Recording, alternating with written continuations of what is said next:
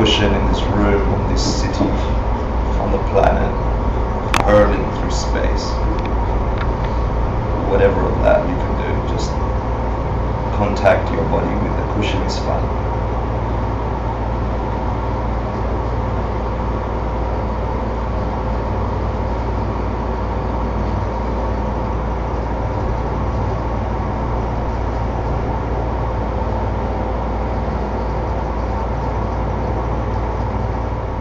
Just let your mind go through different points of contact with the cushion, relaxing any tension in any muscles. You're in the settling stage, getting your body at ease.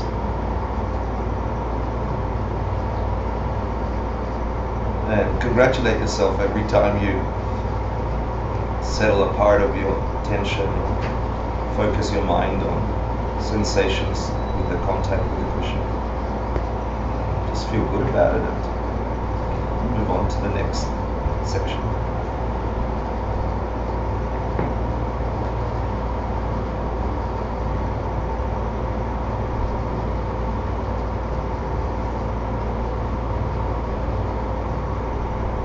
So just get prepared to lightly disengage with your body by bringing your mental awareness to the sensation of the breath. You can begin with a physical sensation and then gradually get finer and finer until you observe the difference in temperature at your nostril and your perception of that.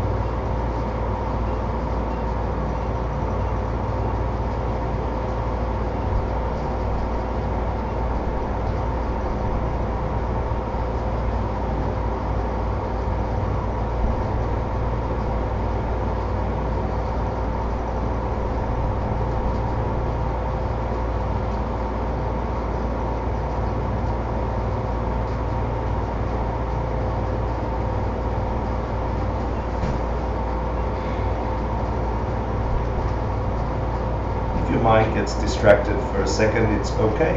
It's part of the experience.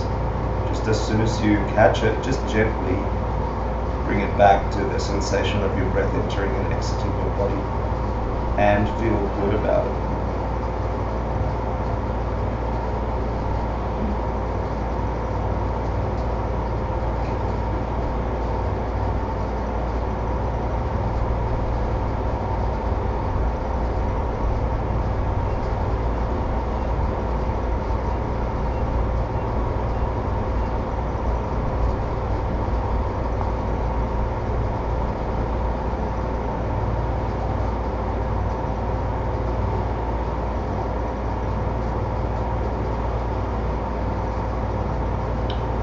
Have a teacher or an enlightened being you usually call on your meditation, very quickly imagine the existence of Buddhas or perfected beings or evolved minds as best as you can imagine. Imagine the immensity of all beings that have achieved that state, directly aware of who you are now, where you're at now. And just that awareness in your mind stream is a blessing of their knowledge and wisdom.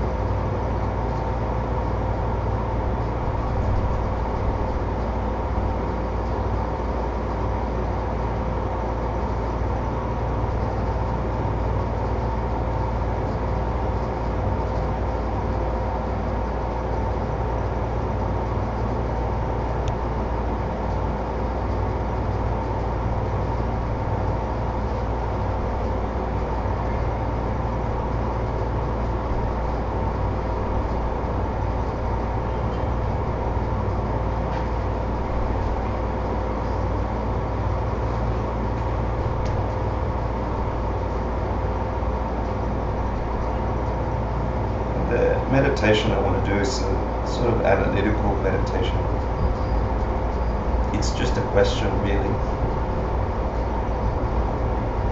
I'd like you to ask yourselves whether truly you believe that the way you're experiencing reality is the way reality must exist. Like, how much of that do you really believe? That the way you're experiencing everything around you, even who you are, is the way things are? Or have you all bought into the philosophical idea that inherently we are limited in our experience of how things are, and that limitation forces us to experience the world in a limited way. And that limited experience forces us to get in trouble. Where in that range do you sit?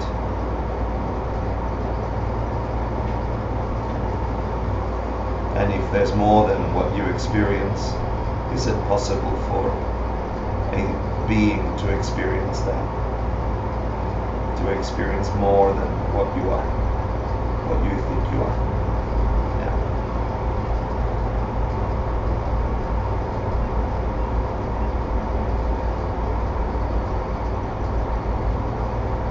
Just let your mind dance with those two extremes. Whatever you think about the limits of who you are and the limitless nature of what could be, anywhere in there, you're still on the object of meditation.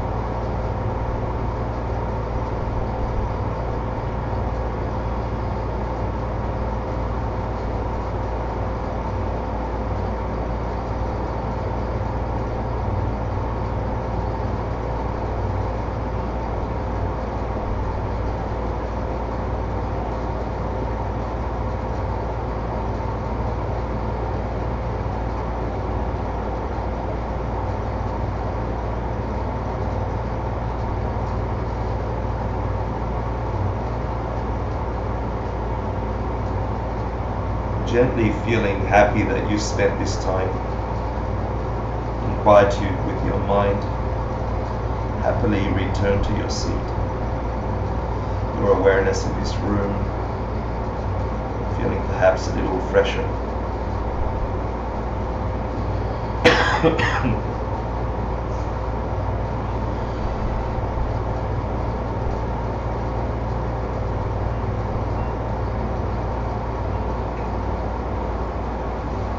With that clarity, let's make a short mandala offering.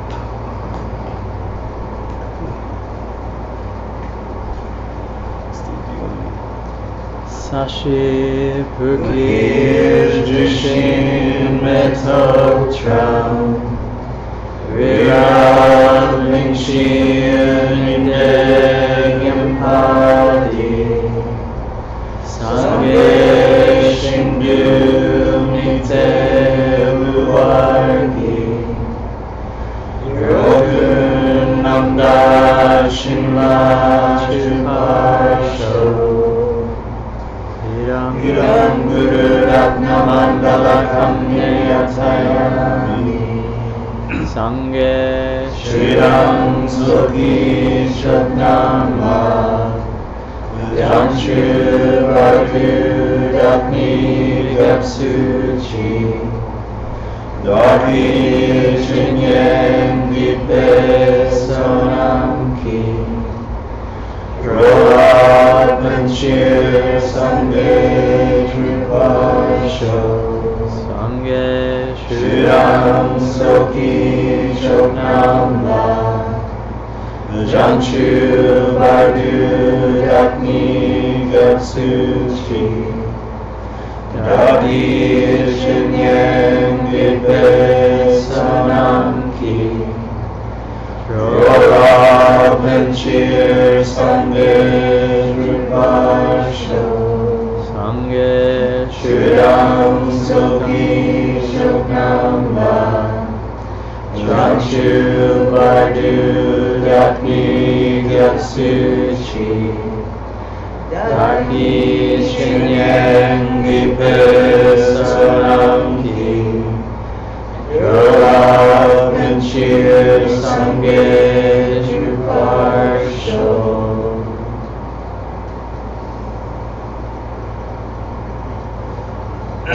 Thank you for doing this on a Thursday evening and not everything else you do. Here enters the reason for our class. Welcome. I've been waiting for you.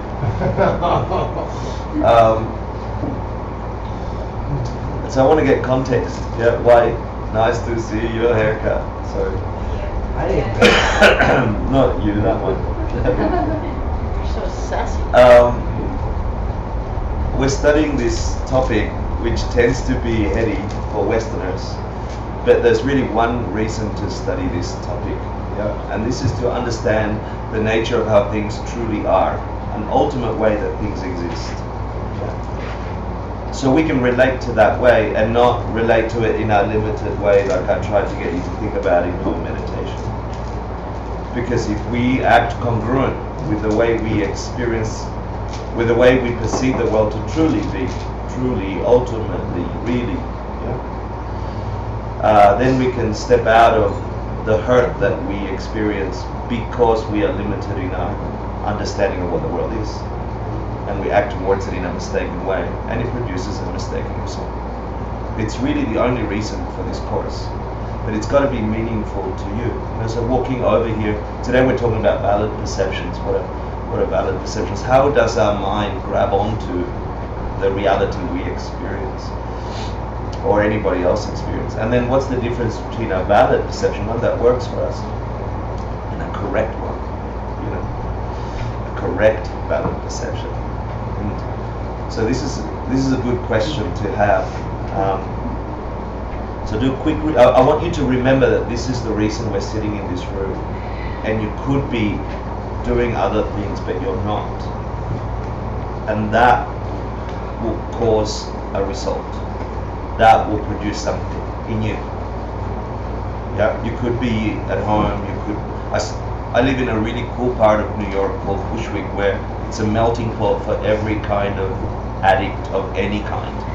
Yeah, like sex addict, art addict, unemployment addict, employment addict. They're moving into check. Traveling addicts, you know, creative addicts. And we have a rehab clinic near the train station.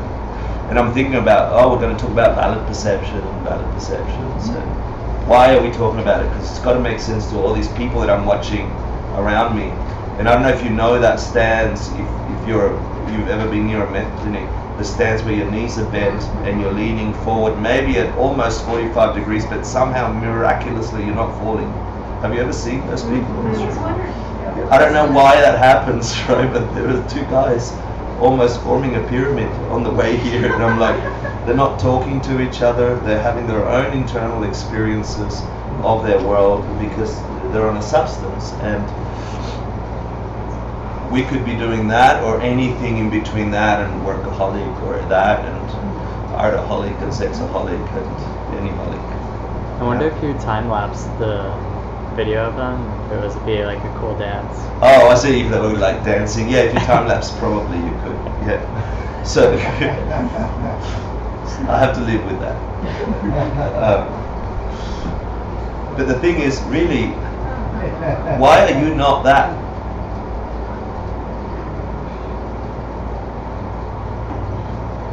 Why here? Really, that's interesting to me. Why am I here? You know, why am I not that, or some other addiction of mind or substance or whatever? What is it that makes you look for something that's a hint? You know, and we're studying some depth about Eastern philosophy, but in practice, when it catches fire in your heart, you live with this radiance in your mind as you look at the world. And you know that you're not seeing all of it. You get closer and closer to the reality that, oh my God, there's an entrapment here. And we're all subject to it at different degrees. Why did I get so lucky? Why did I get so fortunate? And so I think about my teachers, even with the faults I perceive in them, you know, because sometimes I get grumpy at why did they say it that way and why are they asking me to do that? And, you know, my mind does those things. But every now and then, in a moment of clarity, when you put these things into practice, when you understand about the reality that exists beyond our limitations, there are things calling you to wisdom. There are states of mind inviting you to wake up. You know, and I had a moment recently where it was sort of in between dream state, where I could see the fuzzy, out of focus face of the teacher, the one informing me, but I couldn't get clarity, you know, like they're against a thick glass yelling instructions and calling, there's another world, Hector. But my ears couldn't fully hear the words form, and my eyes couldn't fully conceive truly what they were like. But I knew from experience that there is a wisdom there, there is an ultimate nature there, there is more than this. Yeah? And some of us, for whatever reason, we're somewhere on that stream, not fully addicted, partly addicted, sometimes deeply depressed, sometimes supremely happy, and we're dancing in this thing, and against the glass is this fuzzy face. I can't quite see him, and I wish I could. And they're calling me, and they're calling me, but please. When you get these things into practice, that radiance happens. And so then the guy leaning like that, as I walk up to the train station, isn't just some guy on meth. That's how it appears, but what's all the information that comes immediately after? What's all the bursting of compassion or the bursting of fervor to get everyone out of that come from? So I'm inviting you that the class is about that for you. That, yeah, we're going to learn words and stuff, and they put the domino pieces together for this magnificent thing that when they flip over, a new picture emerges that was always there, you just couldn't see it. So I invite you, please, you're lucky enough to be here and not by some train station. And I'm deeply grateful to share this mind with people like you. Don't let it turn off. Yeah, this world turns it off. It's easy things to expire here. They will. It'll change. But you got to find the next thread. Find the next space against the glass. Okay. That's my spiel. Let's quickly review classes 1 through 4. Off the top of your head, why are we studying this? Give me I'm trying to habituate you so we don't have to return to this really boring class anymore.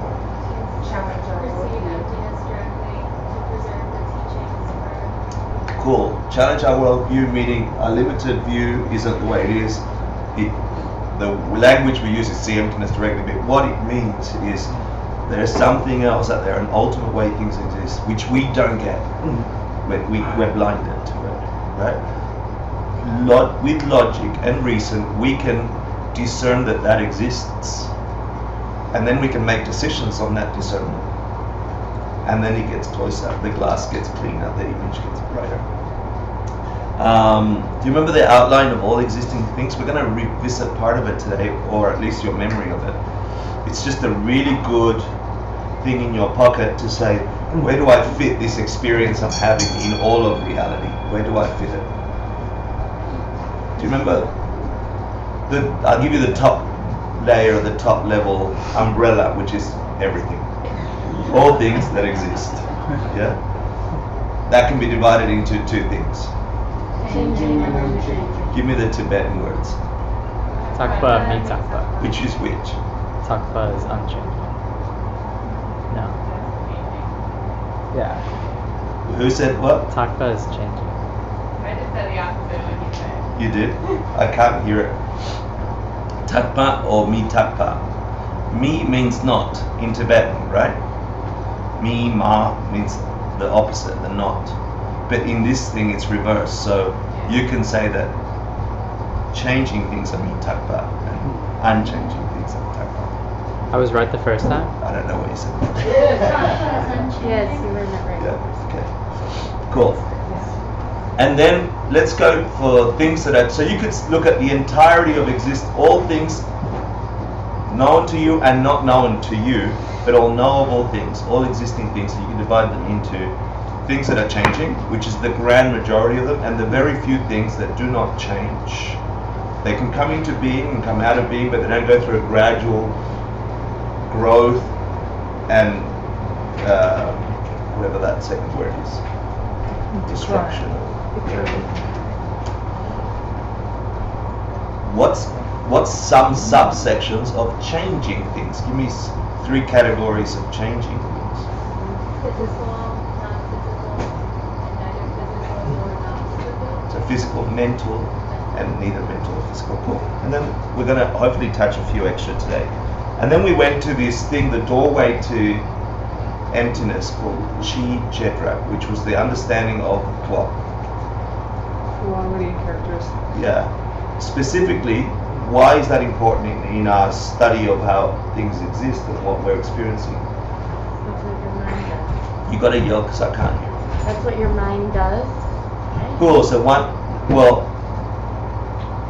the mind experiences reality, yeah, and it categorizes things, yeah, into generals and specifics, or things that have a quality and things that are characteristic of that.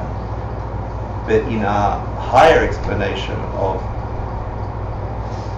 how things arise, dependent arising, there's 3 chis. One, the dunchi, is a mental image, yeah, which occurs to the mind, and we mistake that mental image for the thing that prompted that mental image, and then we react to that. And that's important to know, because when you realize that, you're realizing dependent origination. That there is everything you're experiencing is dependent on your mind projecting a name and a label to something that isn't what that thing is. Yeah?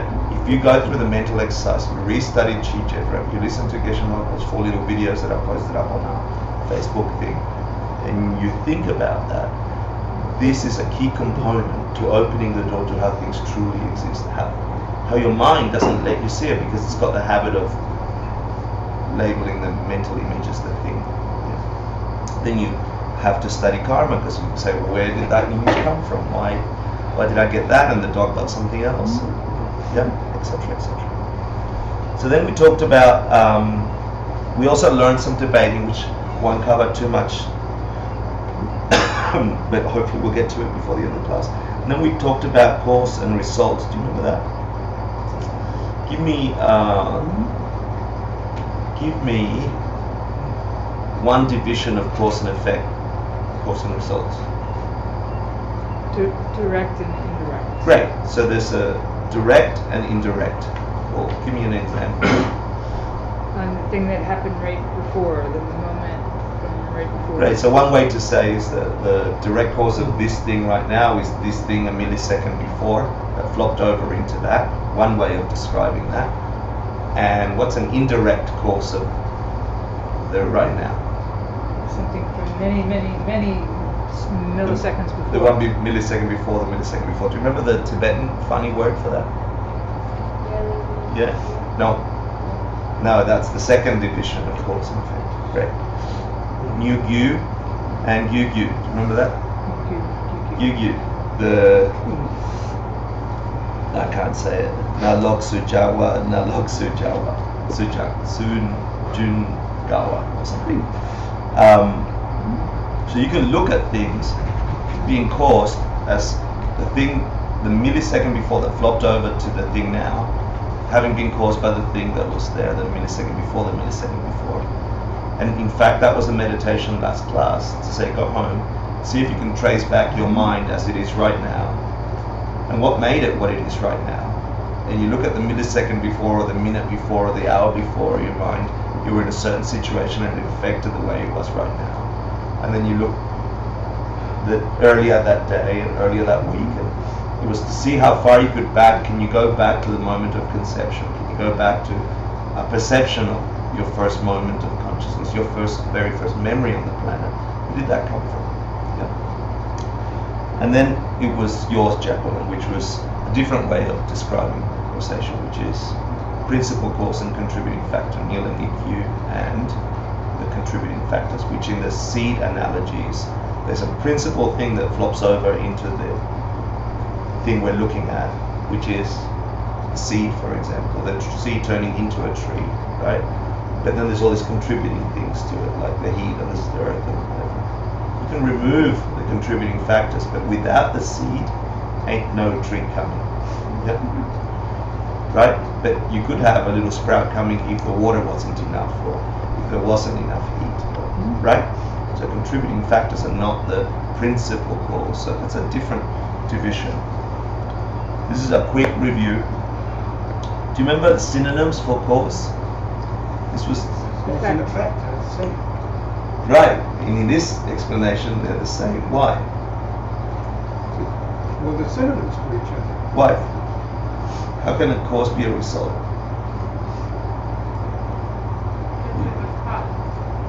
I like that. So when you cause something, it makes something. And if something makes something, it causes something else. Came back on that. Isn't there a third one? Produce or not really. Working Functioning thing. thing. Functioning thing. I said working thing. Working thing, functioning thing. Yoko, yeah. Okay, and then lastly, we talked about getting married, 3 kinds of relationships. The ones you get out of, no. Ones you can't wait to go home to, no, not those. Between any two objects, there's 3 possible ways that they relate, and one of them is a non-way. No relationship. No relationship, right? So you could say there's no relationship between Hector's eyebrow and the catacombs in Paris. Just there is one, but you could say that there isn't. Your beard. Things might have no relationship. And then, pardon me, all this talk we did was really to see how 2 things are related. Why? Because we're going to go and investigate how our minds engage with the universe. Okay, so we're going to see what this relationship we're having. So one way that things relate is cause and effect, right? This causes that, yeah, and that's known as a one-way relationship. So the seed produces a seedling or a tree. It's one way. That is related to the tree because it produces it, yeah, cause and effect. Makes sense? Mm-hmm. But you can't say the tree is related to that previous seed, can you? Can that cause that? Can't cause it. Can't It's cause it. related. Can cause other seeds, right? And then you can have a whole philosophical debate whether naming or labeling a seed as a cause for that tree, if you didn't have a result, how could it be a cause? And you can then have a nice mental masturbation about it. What's another way that things relate to each other? Identity. Huh? Identity. Identity. So what does that mean? It's a To two-way. be one, to be another. And that's Chi Chedra. Okay. So it's all the study of Chi Chedra.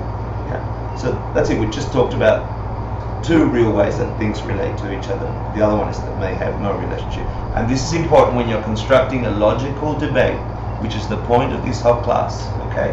Because a logical debate is the name of the process that we go through in our minds so quickly we miss it.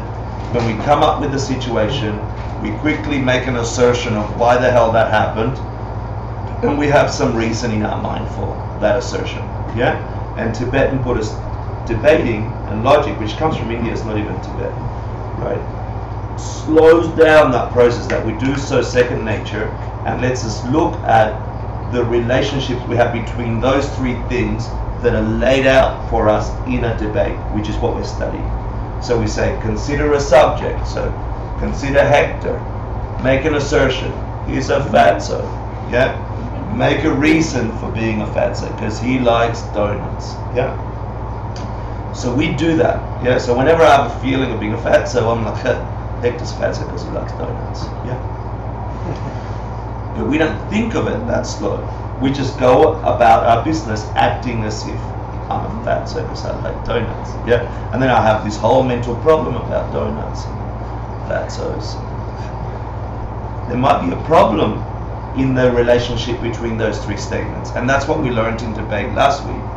Yeah, the relationship between those three ideas: the subject, Hector, yeah, the assertion, he's a fatso, yeah, the reason for him being a fatso is he likes donuts, right? Now, if that was a correct, true statement, everybody that likes donuts must be a fatso, yeah. And that might not be the case. So I might have some broken logic in there, and I could release myself from a bunch of trouble, immediate misconceptions, right? And that's just applying it to a very simple, easy day-to-day example. But really, the way do you understand what I'm saying? We live our lives with millisecond after millisecond, thousands of these experiences, assertions. Oh, if I ran faster, I could have got the train. If I, we have all this subject, assertion, reason, and we don't think about them.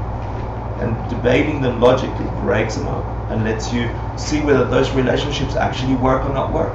And we learn some guidelines about what makes a correct reason. Why is it a true statement or an invalid statement? We're going to do some more of that. Do you understand why we're doing the class? Yeah? So it might sound heady, but please, it's all related to getting you out of suffering, because suffering is caused by misapprehending the way things are. And that misapprehension is so embedded in our thinking DNA that we don't stop to see that those correlations are broken, and that's causing a mistake. Ultimately, we will get to a point, if you're lucky, where if you've meditated enough, you can use the logic we're describing here to check out your perception of reality, and you'll get to a deconstruction of you as a self-existent person, and you'll get to experience ultimate reality, emptiness directly, because you've broken down the wrong assumptions that say you're this solid thing. Make sense? So you're all very quiet, or I'm very talkative. I'm going to break you up into 5 groups or 6 groups or 4 groups. So I don't care, you break yourselves up. And you've got quizzes from class 3 and 4. If you've been to class 3 and 4, you teach the others. I want all of them back in 10 minutes with everybody's name on it. It's your chance to debate, discuss, and share the information we just reviewed. This is class 3 and 4. So at 8:30 we can start. I was not here. I was not. Yeah, but if you were not here, someone will be. Steve, can you join them? Yeah. Yeah. Cliff, can you lead a group of people that haven't been here? Yeah. Which class is that? This is class 5, and you're doing the quiz. If not, Sarah, can you take care of that corner group? Yeah, sure. Yeah. Thanks. Doesn't do me any good. Somebody please keep Brian under control. I got it. I'm okay, Mr. Yoda.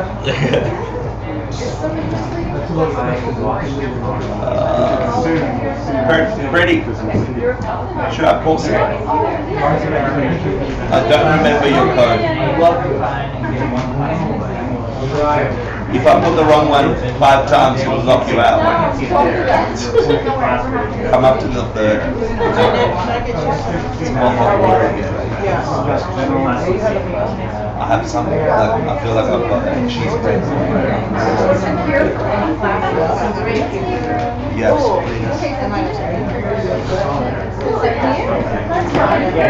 It's now here, but I'll be moving it up. It's up in the middle of the night. Waking up. It's been 3 days.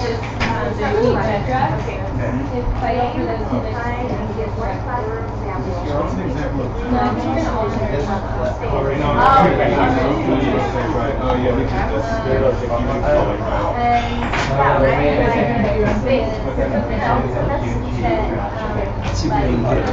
Paul, it looks really good. I like it. Do you like it? It's certainly less. It is much less funny. It's homey. This is pretty thin. This one is pretty bright. Really? It's a little yellow. It's good. It's butter, it's like a butter knife. The ceiling's yellow. Okay. Yeah, yeah, true. Butter lamp yellow. Actually, the whole room is yellow. True, yeah. I like it, it's lovely. I have the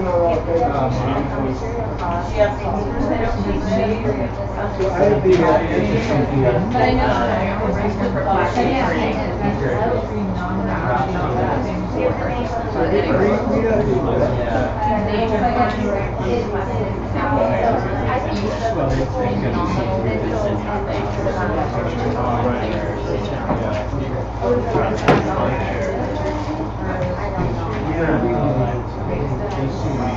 general, as far as types,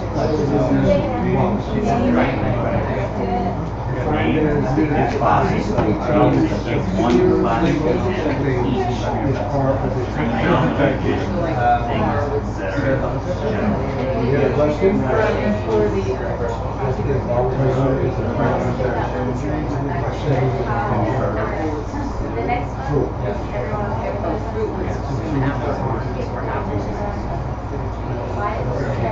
and we go one way, I see the list, but all of these, all of that. Just trying to go,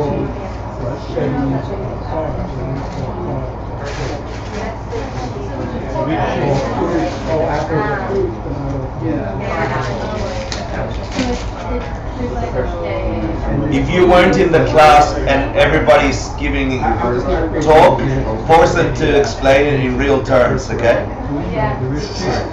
So if people are talking stuff you don't understand, it's your job to go, hold on a minute, that makes no sense. water picture is defined as element which is considered to be a water picture. This is not, this is just a general thing which appears to be a water picture. State Which answer are you doing? Really? Class 3, number 1. What was the first question? Give one classic example of each of the 3 non-positions of things that are general. Just say Rikchi, Drachi. That doesn't explain anything. No, and then try and give it your best. I don't like to Give me the first one and I'll paraphrase it.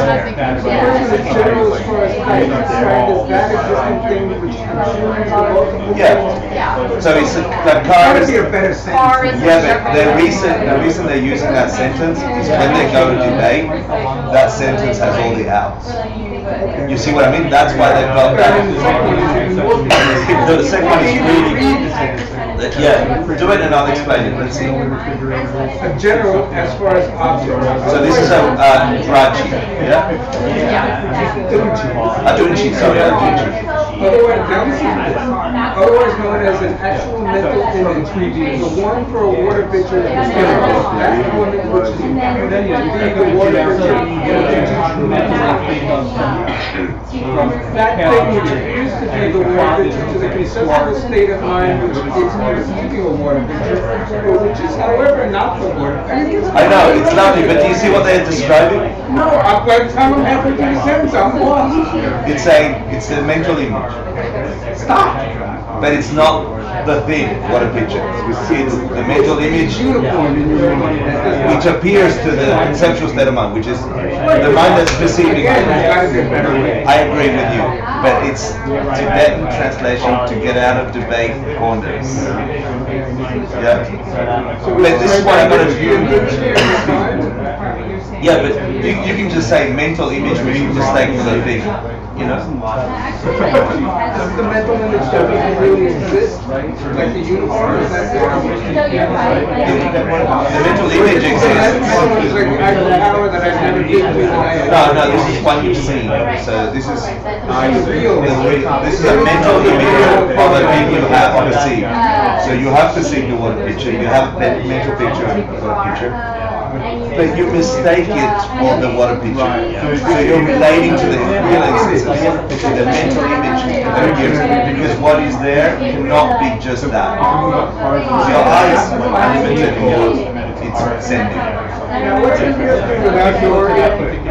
I think you're avoiding the answer. But what would be an example? You could say, when I look at an apple, it is my mental image of an apple, which that conceptualization I think is the apple. So, yeah, so that's a Dunchi. That's all about me. Now we have structure. Yeah, but that one's easy, that's nothing.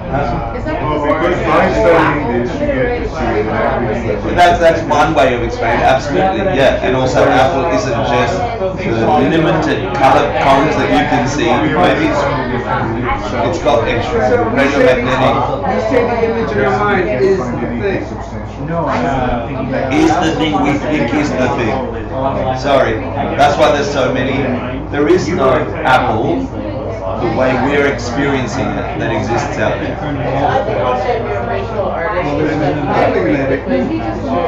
Correct. We are dealing with apples. Yeah. And then C is general as far as a collection of parts. That's just a dumb one. So an apple has parts, the skin and the stem. Yeah. I thought I had this amazing eucalyptus stuff. Got no idea. It's getting worse today. The allergies don't make it worse? No, I think I caught something like bronchitis. You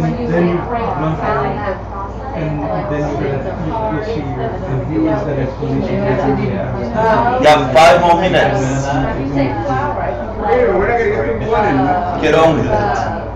I have to be able to have to leave early because you're going to be a friend that's coming out. But I saw. Yeah. I was hoping that if Javier was here, we could have a meeting tonight. And if you have to leave early and he's not here, we can't. Then we avoid the meeting tomorrow. I think if you're sick, we don't have to. Huh? I think if you're sick, we don't have it. No, I need to have it instead of going away. Well, we need to do this. My commitment is to make the Three Jewels grow. I don't care if I'm sick, we can make it grow.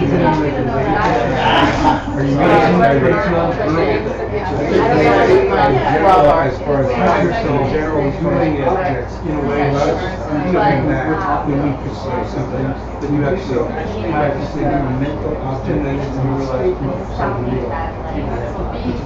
Right. Why was that with the rule? The mental object is first defined by our heart. Absolutely. An actual object that exists independent of this object does not exist. And it's an object that within you. That's beautiful. Yeah, good job, Paul. Oh, is it? You're very clever. So he's taking the object that is not the object, which of course has an object really shows us how we perceive objects as opposed to how the object truly So when they're asking perhaps why is this study vital for those who ACI, because we understand that the reception of human is a perception and not the person. By the way, I had 3 or 4 brand new meditation students because of the ceremony. Nice. We're about to do the Department of Holy Services again, 2 sessions. June 15th. Or you, June 15th, meditation or? Just meditation, yeah. 3 sessions. So when you say Have 3 minutes left. It's truly there. The material causes is that we only perceive the object like as opposed to one object truly. It's Yeah. Give the definition of tyranny and state of application.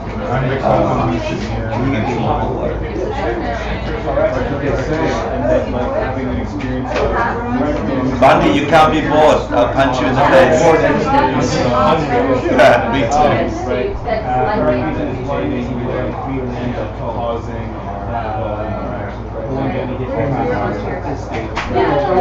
Who's nearly finished? I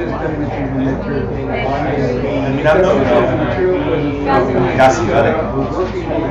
primarily as an incarnation of the same material. An important application of this Anything that brings about I think the most important Are the same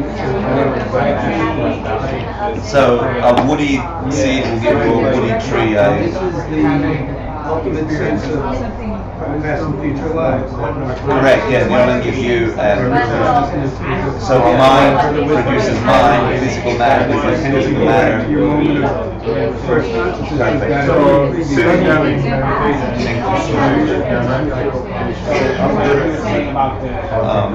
I think we're getting more.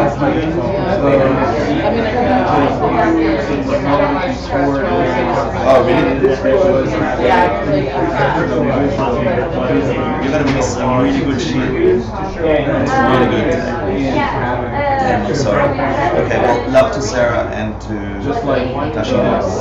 Yeah, there's a lot of stuff. You know, this big. Like what? He's being really To him.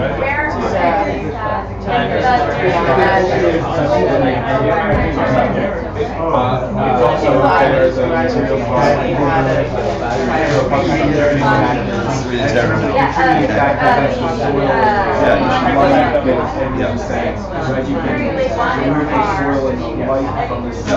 also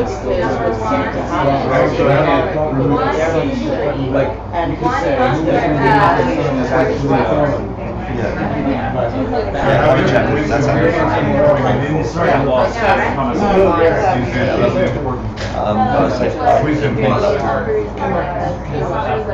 yeah, and I also want You guys finish? No. I want to check on your piece and make sure. Bodies are changed. Having insight.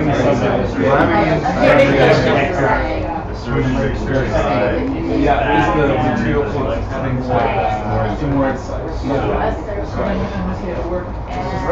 Okay, ladies and gentlemen, it's time to put your names on the sheets of paper, and here comes the competition. I'm going to make you compete with each other. I'm not.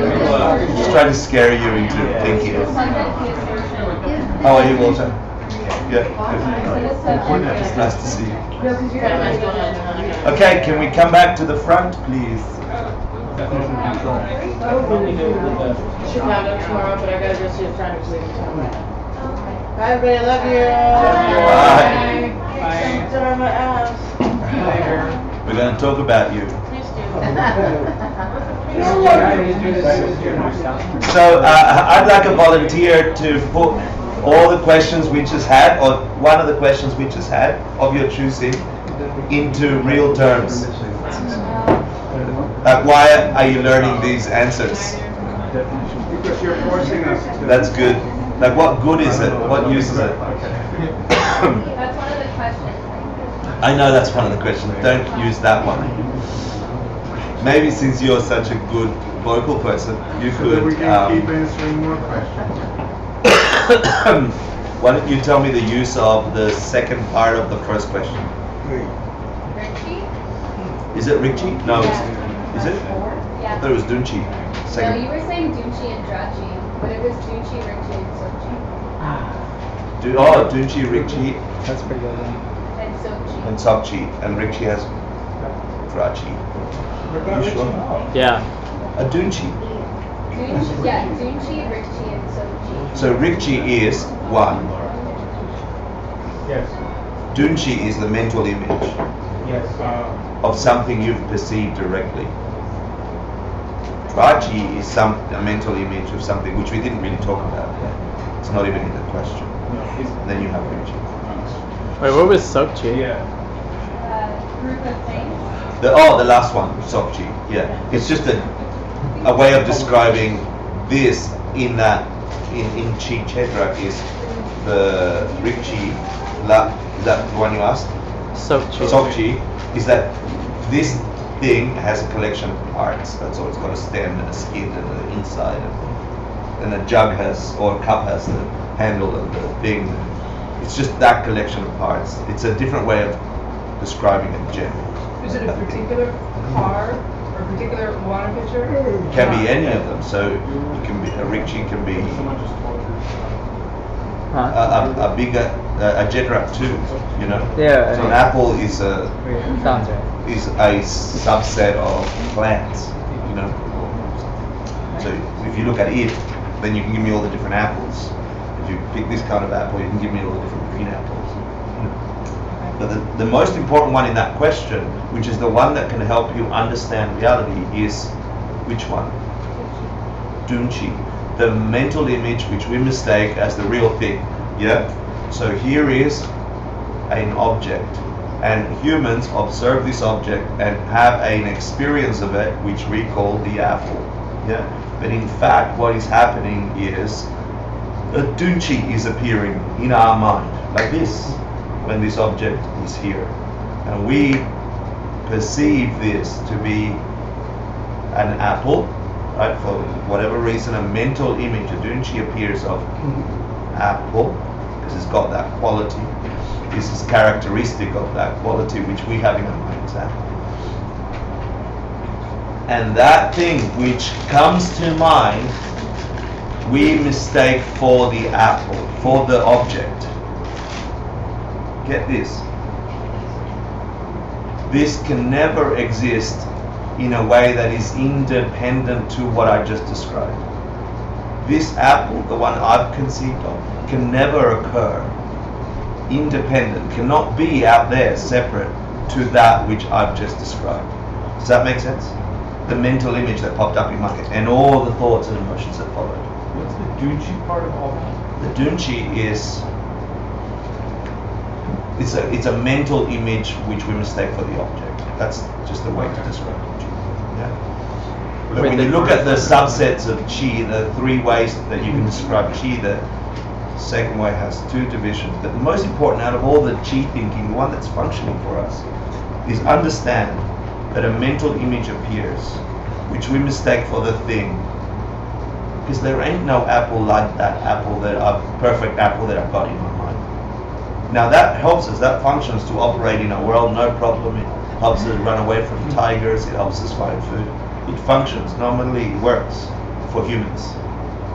And for animals, they have a complete different set of mental images upon data that they mistake for the real thing, and that functions for an animal realm. And then if you believe if you can logically think that there might be more than those two realms, then for other beings the same thing occurs. Stimuli comes up, their minds connect with it, and the mental image that appears upon the data, because they have sensors which have different receptors, right? Then they capture that, they call that what they experience to be the thing, and that's how we fight with each other. And but you just said there's that data. Yeah, but then when you go looking for the data, you can't find it either. So you can go deeper and deeper and deeper. All right. And that's a meditation on emptiness too. But for the purposes of understanding how our minds dependently arise experiences, apple, this is good enough. Yeah? Later on, and we actually pitched this in ACI 12, right? We dove deep into the emptiness of emptiness, the emptiness of causation, and that's scary. Yeah, the emptiness of the raw data, that's scary. So to start, let's just look at how this is conceived. Yeah. Could an example of a dunshi be the bent over methadone guy, or we're seeing him like that, we're not really knowing his experience? Is that an Everything example? is a dunchi for us. Yeah. We are all having Anything that we this. physically see. Not just physically see. You can have a mental image of an emotion. So image is just a word. But we're going to talk today about object. Object is just a word. It doesn't just talk about physical things. Now, how is that different than riksha? Riksha was the last one, right? So the middle. I can't remember. So you have the first one. Richie is the Harness. harness. General. Yeah, it's got two types, right? So Riksha has Dunchi and can you look it up? Is that It has drachi. I'll put it up for you. Junshi has Trachi. You're right. Sorry. It's not very good. So Rikchi is just the generalness of something, right? So something has a quality that is a simple way to describe it is a type or a kind. That's other things that are characteristic of it. And then the Dunshi, yeah, It's all coming back. you got it now? Yes. Sorry, I couldn't remember. And then the Dunshi, of which I didn't talk about Drachi, which these two are, one is a direct experience mental image, the other one's not something you've experienced, but you still have a mental image. Has these three subsets. So the mental image, you mistake it for it, and you arrive at it by negation. Yeah. And then Tsokchi is just another way of describing type. You know, it's just got parts. Is that okay? Yeah. But the Dunchi is the important one out of that discussion, because if you keep reading this, if you go listen to the audio, if you think about it, and that's in fact how our experience of the world occurs, then you've got something good to meditate on. That's something serious that talks about where the hell is my experience of reality coming from? Is there more than what I experience?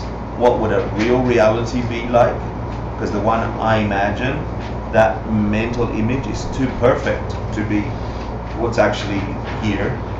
You don't see the back of it, but in your head you do. It's a perfect apple, etc. You can almost taste it, but your sense data doesn't give you what you're experiencing. Yeah, you're adding to it, and understanding that process will free you from engaging with things in a certain way and then reacting to them in a certain way and the rest. So today, we're going to talk about valid perception. Again, the ultimate reason for that is to understand that our world is way more than what we experience. So Yul Yu Chen is the Tibetan word of what we're covering. And let me go through, we're probably going to do 4 big definitions, which you're going to have to see where you sit with them in your understanding of your world, okay? So let me give them to you, and then when we have a quick break, after the break we'll come back, we'll do the debate part, and we can talk about how to use them and so on. But let me get them out there. Are you happy with that?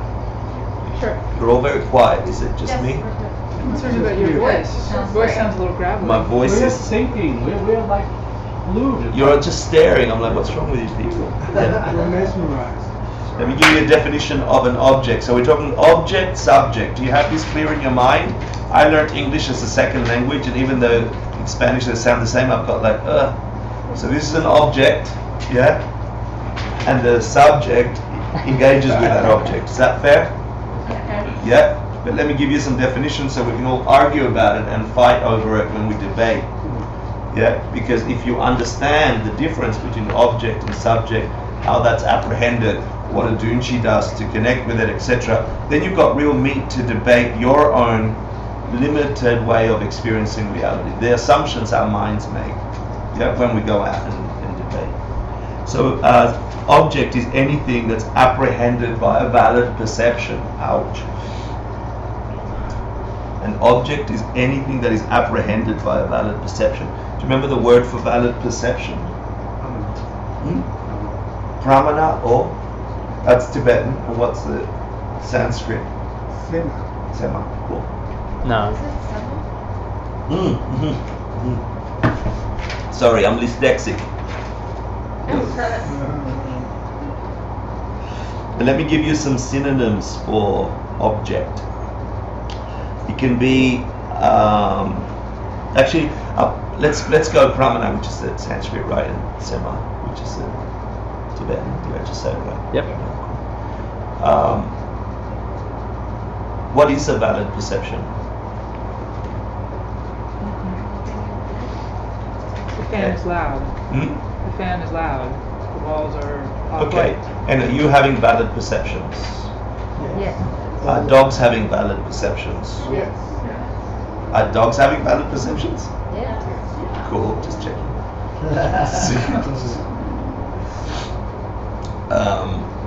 according to Madhyamika Prasangika, the highest of the schools, right? You've never had a correct or valid perception, yeah? A correct, valid perception Until you see of how, emptiness directly. until you've seen emptiness directly, of how things truly exist, independent, yeah? How they could exist without that conceptualization, yeah, of mental image of love. This thing that prompted you to go out, how does it exist? Yeah, and all I can tell you is that it doesn't exist in that way. Yeah, in the way that we've just gone. Yeah, sorry, in that way, appearing by its light. Wouldn't it only exist in that way? It only exists. Yeah, the only way things exist is really dependently arising from your perceptions. Yeah, for everything. For everything. And there lies in freedom. Because if that's how they do, then, and you understand causality, then you figure out how the hell did I cause this perception to occur? And if I can have a green apple, I can perceive a red apple. If I can perceive a red apple, I can perceive a black apple. Unless you're colorblind. Unless you're colorblind. I'm making a metaphor for any kind of perception that you're having. It's only a perception. So what do you think are some synonyms for objects? Objects. An existing thing. An existing thing. How about all existing things? All existing. Yep, cool. Anything else? Things that don't Mental exist. images. Yeah, cool. Thanks, Walter. Things that don't exist.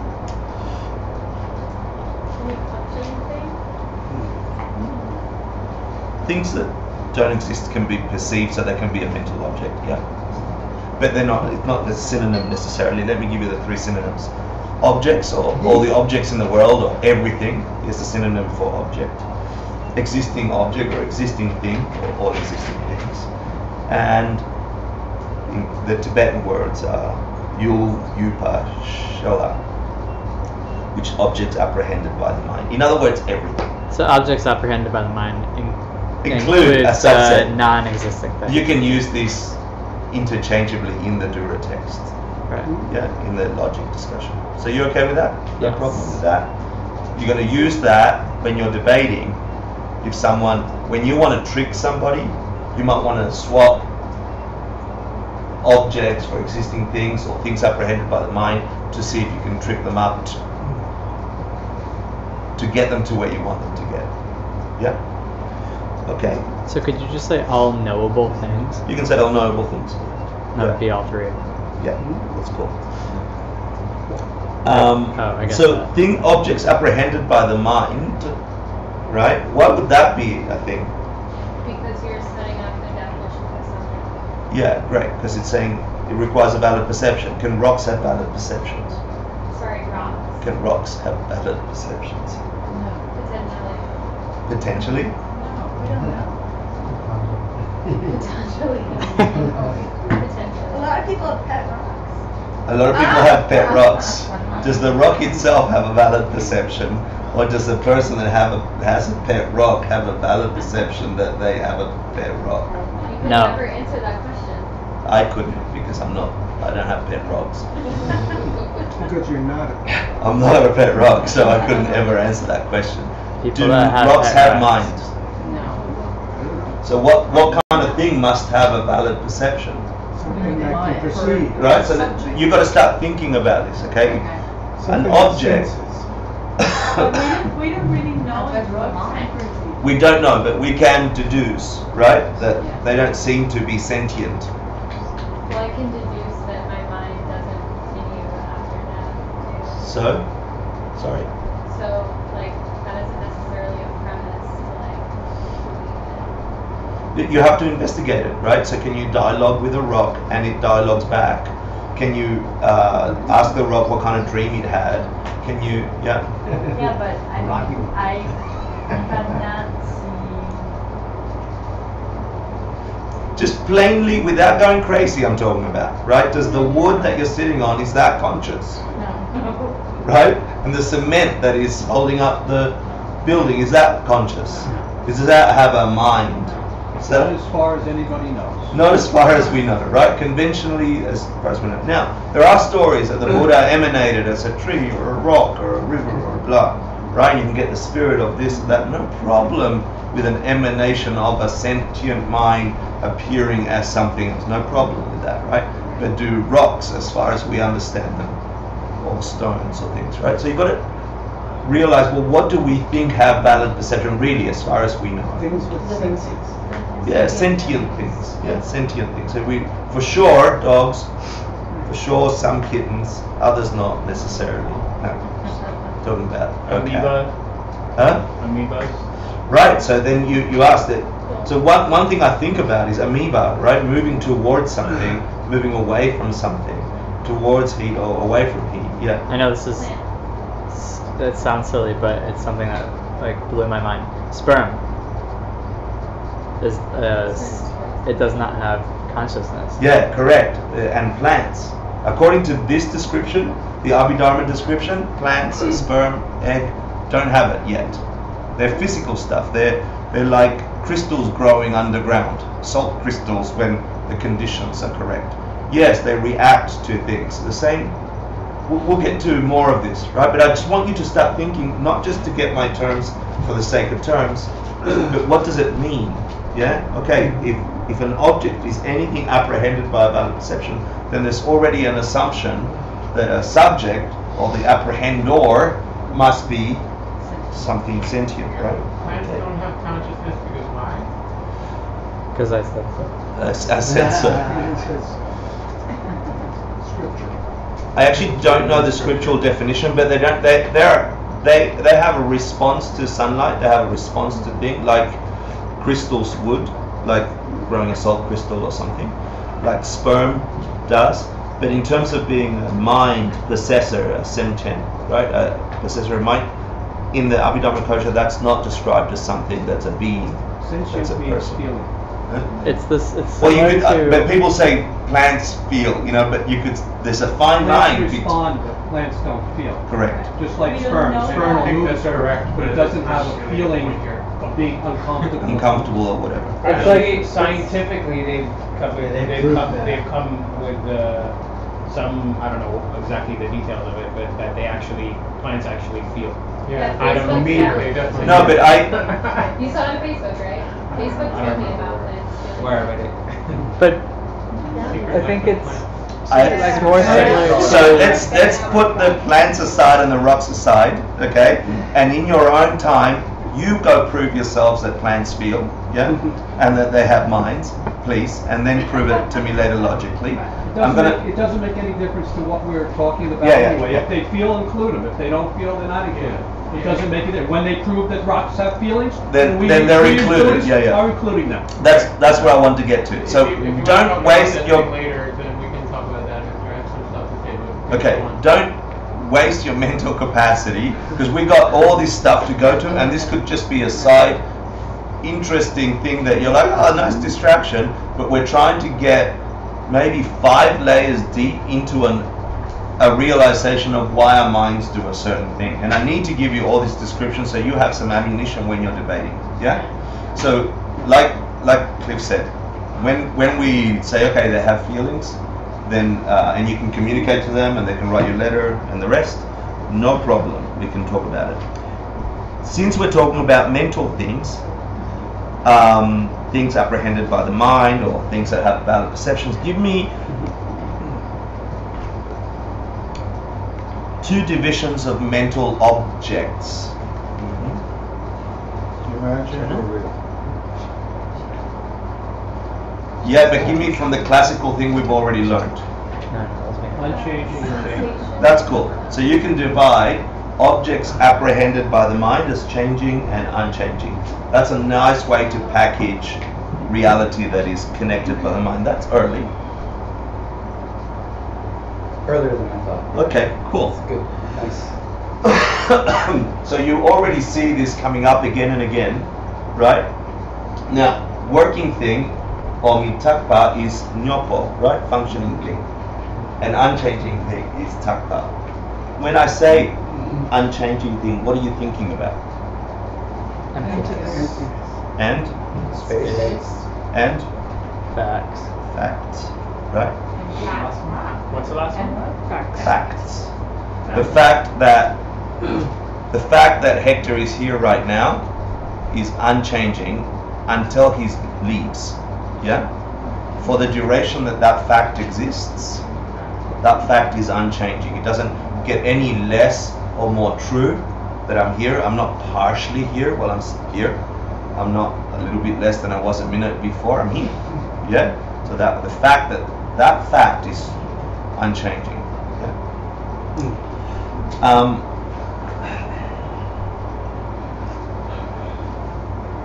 John, let me give you in the Dura texts another presentation of all working things.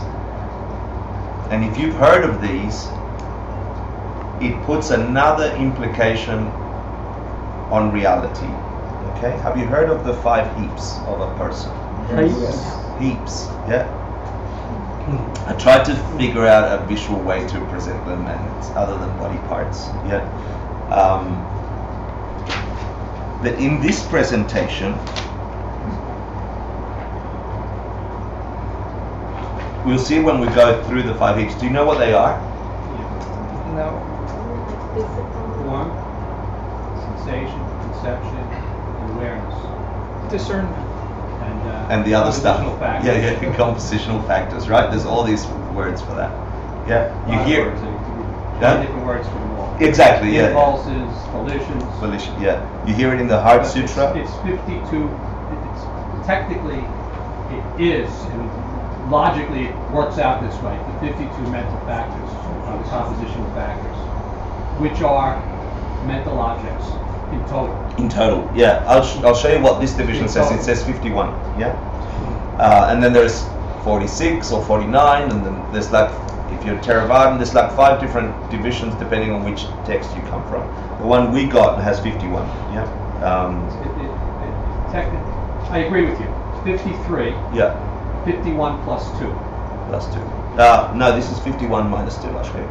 Could we just, I'm sorry. Yeah. Form, sensation. We'll go through. Oh, you Yeah, will? we'll go through them.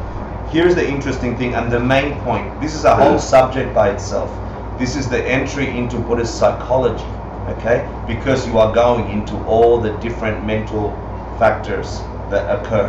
Yeah, you get main mind and you got mental factors, etc. We're not going to talk about them in detail, but this is the entry point to mental psychology. The interesting thing about this here, why we're discussing it, is because when we talk about the first one, which is sukh, yeah, which is form, described as form, yeah. A subdivision of that is outer form and inner form. Physical stuff that's outer and physical stuff that is inner. And I think the outer refers to colors and shapes that are summary, yeah, stuff that we perceive, and the inner, for the physical stuff, refers to, do you know? Yeah, but it's you can't really. I see what it's saying, but it's separated, but it's the same thing. It's all physical sensation, and you can subdivide all them. Objects of physical sensation, and all the means of physical. So it's anything that's sensed with the eye, ear, nose, tongue, or body's physical. Sure. Let me give you the presentation as we're teaching it in this thing, Yeah, and then so that's what it says. Yeah. Okay. And Excuse me. no problem. No problem. I'm trying to teach a lineage as well as, which is only, I understand, just one specific presentation of this that has at least 5 that I know of, yeah? That has, and the only reason I'm doing it is because the presentation in the Dura text for the 5 heaps, and the name heaps refers to that each of these 5 groups or 5 mountains of things have in themselves a ton of other things. Yeah, it's not just a one thing. Yeah, so a person is made up of these 5 heaps, mountains of countless other things, or other things. I'll give you the list and we can talk about the detail, but I'd like to present the way that I got it here. Completely. I think it's Yeah. brilliant the way they presented it. Yeah, okay. I couldn't agree with it more. It's just perfect. Okay, cool. So you have Suk, which is outer and inner form, and in this text they don't differentiate between the outer and the inner as being something separate to a person.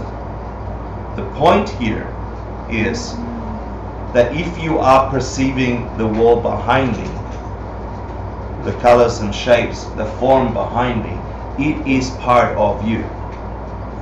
There's no separation, like saying, you know, where this debates which you hear, which is where does my person end? Is it at the end of my fingernails or at the end of my, is it where I conceive me to be?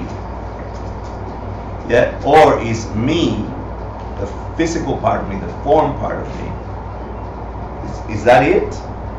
Or does it extend out there because my mind is connected to it? Yeah? So this is interesting implication here.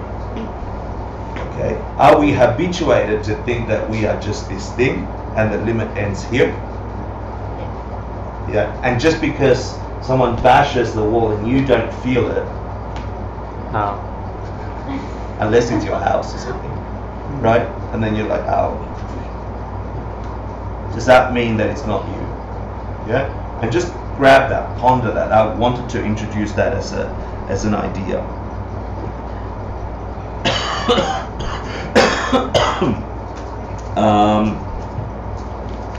Because then that has a big implication of your sense of self. When it says no self, when you're talking about self, when you're talking about the part of me, then it includes much more than what we thought. And when you think about the Heart Sutra, it says,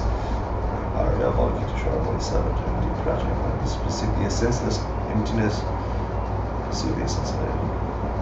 form is no other than emptiness, emptiness is no other than form, form is precisely emptiness, emptiness is precisely form, whatever is form, that is emptiness, whatever emptiness, that is form. Sensation, perception, formations, and consciousness are also like that, and that's the 5 heaps. And then it goes to the objects that connect to that, right? So it's saying a person, when you deconstruct a person, this is another way of saying, if we create a person, a Stephen, a Sarah, whoever it is, and we say, let's group you into these 5 heaps, that every being has these 5 heaps, and then we go looking into the physical heap, the collection of physical, the outer and inner physical stuff, that is you. And we look there for the self-existent you, and we don't find it there. And then we move on to the next one, which is feelings. Yeah, so another heap of a person, the second heap is the heap of feeling. Yeah, and you can divide that into 3 or 5 or 18. The 3 is, I like it, I don't like it, I'm neutral. Yeah? Is that's 3? Yeah? And then the 5 is mentally I like it, mentally I don't like it, I'm neutral, physically I like it, physically I don't like it, pleasure or pleasure, right? And then 18, this is the 6 times the 3, right? That's I liking, neutral, disliking, the ear liking, neutral, disliking, you get 18.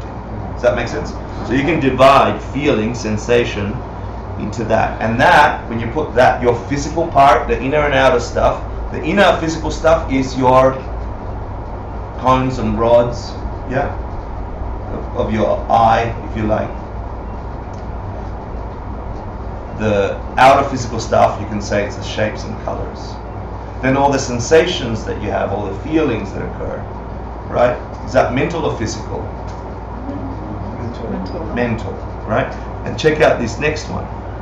Discrimination, right? The capacity for a sentient, for a being, to say, that's over there, that's over here, this is the boundary, that's black and that's white, this is tall, this is short.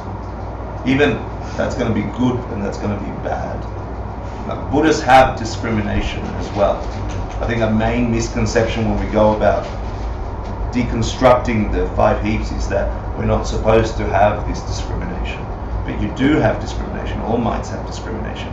It's just the thing that follows from the discrimination that is the problem, the trap. And that's why physical form is one heap, but feelings, out of all the mental activity, is just one mountain all on its own.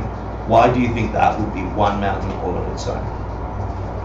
Because you What, can have feelings or that discrimination? without the feelings of discrimination. Huh? Sorry. Feelings. When you said that one, you meant feelings? Feelings. It's Okay. important Why? Good. Why is it so important? because it affects the way we act. Great. It is the number one troublemaker. Yeah. If you look at the 12 links of dependent origination, it's number 7. The one with the guy pushing the arrow in his eye is the feeling, yeah, that then causes you to go towards something or go against something, yeah, to crave or to want, and then that habit becomes so big that you have this strong desire, this very deep desire. So because of feeling, we get ourselves in trouble all the time. Yeah, because we misapprehend where things come from. So that's why it's a heap by itself. What about discrimination? I've got something else. Why is it the same thing? Because it affects the way we act. Right, so it's sort of like a precursor, right? It's a precursor. Like, I see the difference between that and that. The Buddha sees the difference It's like between mine and yours. and then we go, for me and mine. Correct. And so discrimination as an aspect of mental faculty is another troublemaker, and so it was put as a separate thing, or at least that's the explanation here. And then the fourth one is the compositional factor. So what's another one of that? The mental other factors, yeah? Which means all the other stuff, and I'll cover some of them in a sec, all the other stuff that isn't included in all these heaps. Yeah, it's a catch-all for everything else except one more, which we'll cover in a second. Yeah. It's mental objects. Mental objects. So all of them from mental objects. Jealousy is in there, and a bunch of things. Any thought. And then last, well, why is it factors though? Why do they translate it as factors? Because they're building to become other things. Where'd you get that answer from? They're making up feelings. The implication is they produce other things, that they make other things. So it's got the implication of causing things. Yeah, that's great. Great. So you see, if we have in this school presentation 51 mental factors, then the two that are separated are feeling and discrimination, and all the other 59 in there, 49. And lastly, you have consciousness, awareness. Yeah. So perception, sensation, perception, formations, and consciousness. Yeah. And consciousness, which we have 6 types of consciousnesses. Is it actually talking about consciousness, or is Let's talk about that. Which this is one division. I'm going to give you another one in a second. Which consciousness is it talking about? If I'm saying this, you can divide it into 6. 6 realms? Or physical sensation consciousness or mental consciousness of mental objects. To be conscious, you have to be conscious of something, so it's referring to what you're conscious of. But why would there be 6? The senses. So you have the consciousness of eye, yeah, the consciousness of your hearing, the consciousness of the physical form, and the last one, the mental consciousness. It's just your awareness of your own thoughts. Yeah, it's just that. How are the other factors not like physical or feeling? Well, all the other factors are all the other mental factors. So it's all mental. So really, you've got form, which is the physical part, and everything else is the mind. But the mind is divided into these 2 big troublemakers, everything else that is in your mind, and this awareness, this raw connection, this consciousness. Yeah? But didn't you just say that form is also mind? No, I don't think I said that.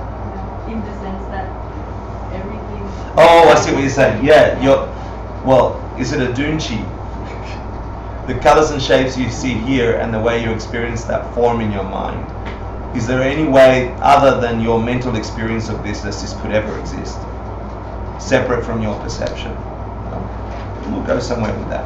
Okay. I'm going to give you a 5-minute break. Can you come back in 5? And then we've got a bunch more, and I really want to get through it in the next 20 minutes so we can have a little bit of time debating. Yeah? So let's be back at, you imagine this is like a house with 5 rooms. Yeah, and you really think that you exist as you, that self-existent me as the way I think I am, not the mental picture imputed like we've discussed in Junshi. If you think there is a self-existent you somewhere, as a person, yeah, then you can go and look in these 5 rooms, yeah, and go, okay, let's go to the physical part. Am I in the finger? Am I in the thing? Am I in the thing? Am I in any of that external stuff? Yeah, and it really is a good search tool for, and you'll come up empty, right? You'll come up not there. Am I in the feelings alone, just in that heap full of feelings? So it's really good to learn. I asked Clifford that he'd be happy to teach some more. I know also Warren here that teaches on Friday nights. He knows this inside out, and it's a really good thing to know for that exercise. But in terms of the Dura text, the implication here is that every existing thing is these 5 heaps. Why would that be the case? Right, what's an existing thing? Yeah. Great. So, yeah, perfect. Wait, an So just- existing thing is a valid perception? What's an existing thing? Who perceives an existing thing? Is an existing thing an object or a subject? An existing thing is an object. Give me 2 divisions of the existing thing. Changing. Okay, what's the definition of an object? Which is apprehended by a valid perception, right? So who's having these valid perceptions? The subject, state of mind, right? A subject, a being. And what kind of things are they perceiving? Objects, right? Give me a definition of all, give me a breakdown of all existing things that they could possibly. Everything, right? And you can divide that everything into mental and physical, or the 5 skandhas. So it's just another way to divide everything. Just think about it. It's just to get you to think about it. Don't object. Think about it. Think about it. Let's define subject. And here, there's a way that our minds are going to want to go, because we learned the definition of an object. And then I'm going to challenge you, and then we can use that for debating later, okay? So the definition of a subject is any existing thing which engages in its object, right? The implication in the text is that it implies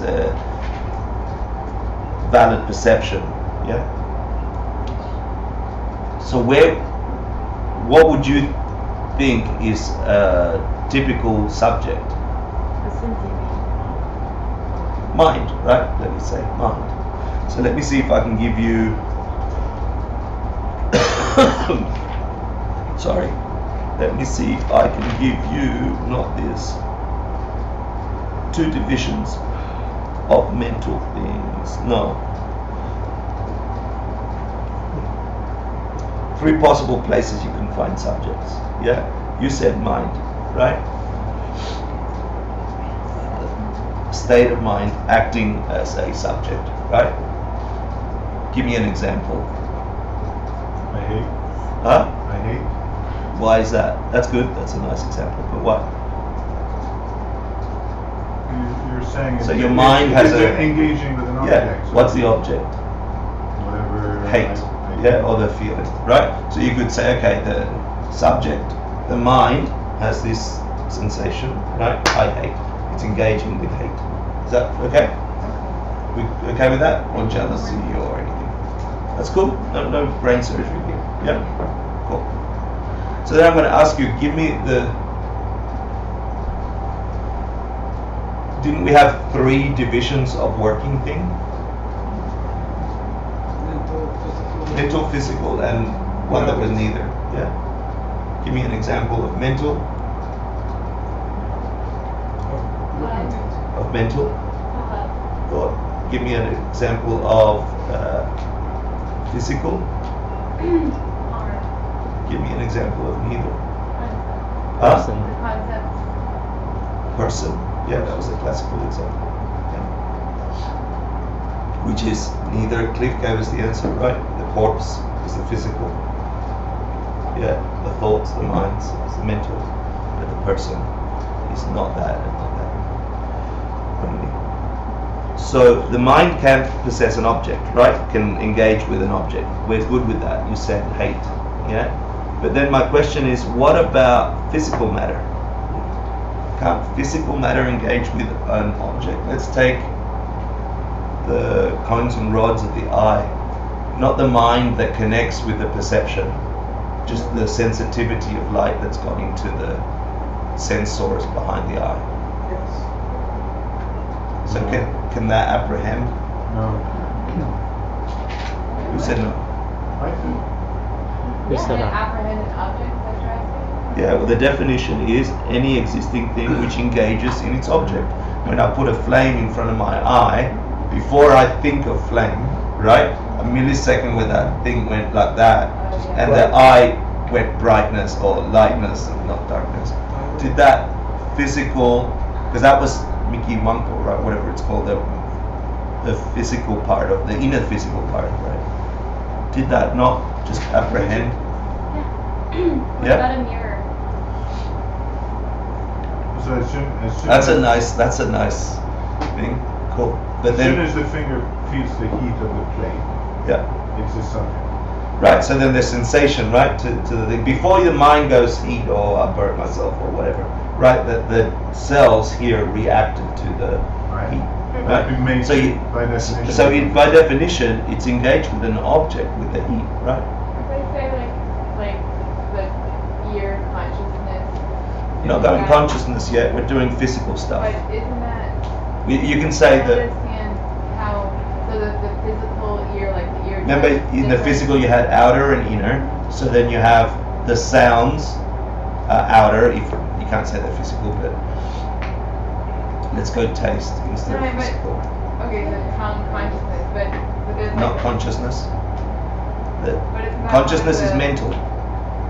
We're talking about the physical part here. We've already done mental. How is Yes, it different? the mind, How is the physical a tongue? millisecond before the mind conceives of I like the taste or the thing burnt me, this physical thing reacted to another physical thing. No? And it's like separate from the tongue consciousness. If you slow it right down, Okay. right? If you slow it right down and my tongue went to ice cream, yeah? When the ice cream touched my tongue, did that not engage its object? Sure. You still have it from. Yeah, and sound, my inner physical form, the vibration of my eardrum. Before the electrical signals went to the brain and mind did, No, it's okay. I It's- just was wondering, so are those other consciousnesses the things that make up? we're not talking consciousness. These are all It's mechanical just, actions. Yeah. it's just a physical. It's just, I don't think she was done. And I don't really see how it's like separate from the other thing, but that's okay. We're slowing things right down. Once that data gets to mind and mind apprehends that data, fair enough. You can say the mind engaged with an object. Okay. Cool, but we've already said that in number 1. Now we're going in the 3 divisions of changing things, which was physical, mental, and neither. We've gone to mental and said, okay, that we can say engages with an object. Yeah? And now we're saying, well, hold on, what about physical things? And we're thinking it can, right? Yeah.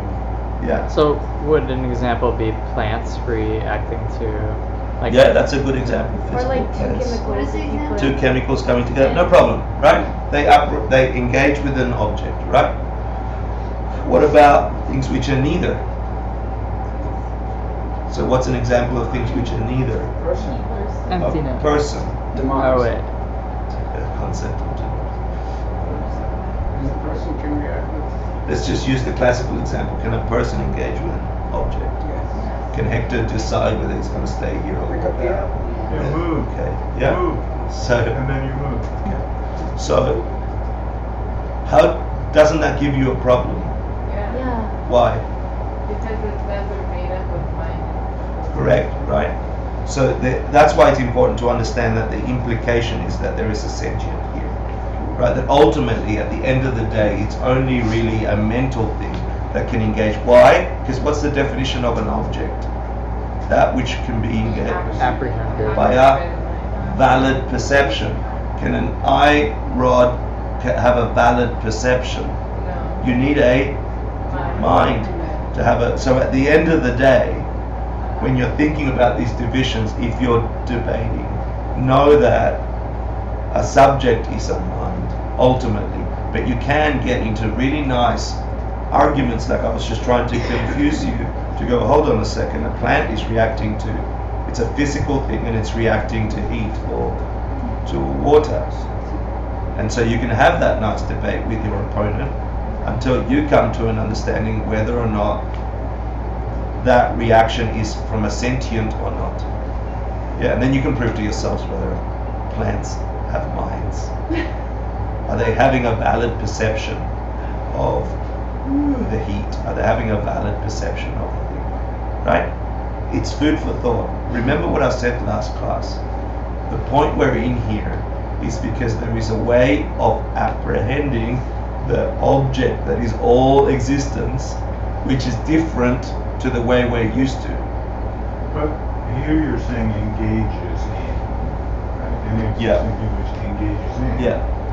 And you're defining that as having a valid perception of. But if I drop a stone in water, water engages in. Yeah, absolutely. The dropping of the stone, but it's not a valid perception. It's not having a valid. So You can't define whether it's two different definitions. Well, this is subject. The other one was object. The definition of an object is that which is apprehended by a valid perception. Ah, okay. Yeah. The implication here. What? We're on subject now. So a stone that drops in water is not an object because it's not apprehended. Say that again. A stone that drops in water is not an object because it's not apprehended by a valid perception. For the water. Exactly. If that's, yeah, we can play that. But that's a nice debate. So you can start saying, okay, you can start looking for sentience or valid perceptions in your debates. Let me give you two things that are accepted by the logic school, but not the Prasangika school, which is the school we're talking about, which is another division, I think, of mental things. Why we're talking about divisions of mental things? We're getting deeper and deeper into your mind. Yeah? We're looking at, let's look at the mind in all these different ways. Let's look at all existing things in all these different ways. Why? Because you're engaging with reality in a specific way that is habitual to you. You stay looking at your world the same way you've always looked at, and you're going to get the world you've always got, with a little bit of downward spiral, because that's just the rules here. To get out of that downward spiral, you need to look at the world in a different way that seems so uncomfortable, so counterintuitive. Yeah? And these bits of ideas are the seeds for that to open up for you. And if they're true, if you think them through and they work out to be true, then you've just opened doors for a different way of experiencing your world. And if cause gives effect, when you look at the world in a different way, you perceive the world in a different way, and your experience of reality is of a different way. Yeah.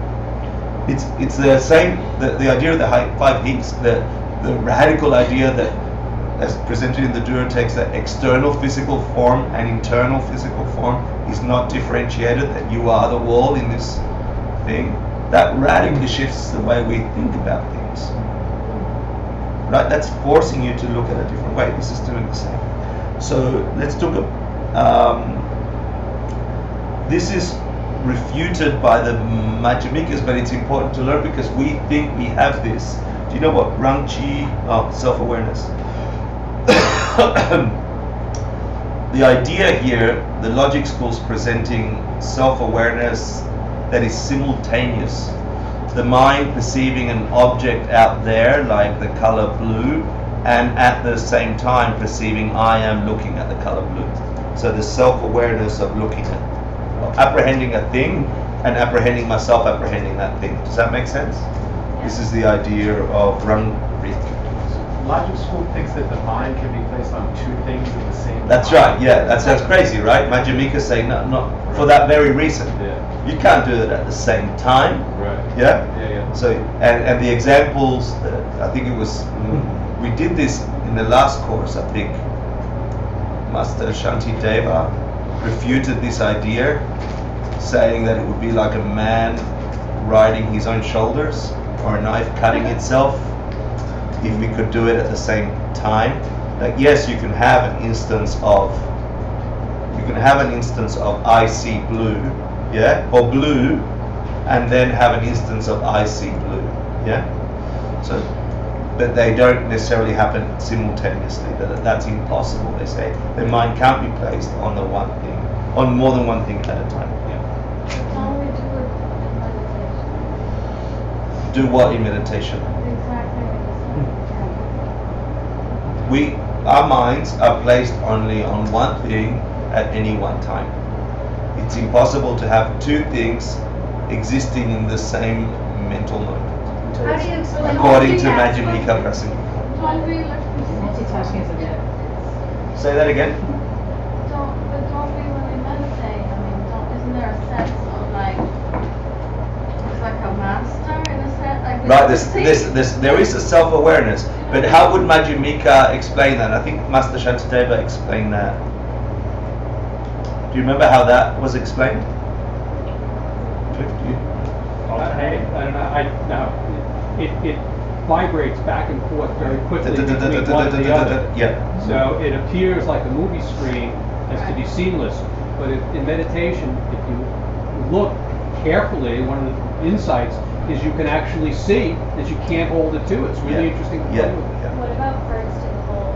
Like if I'm looking here now, Yeah. I can see this many people.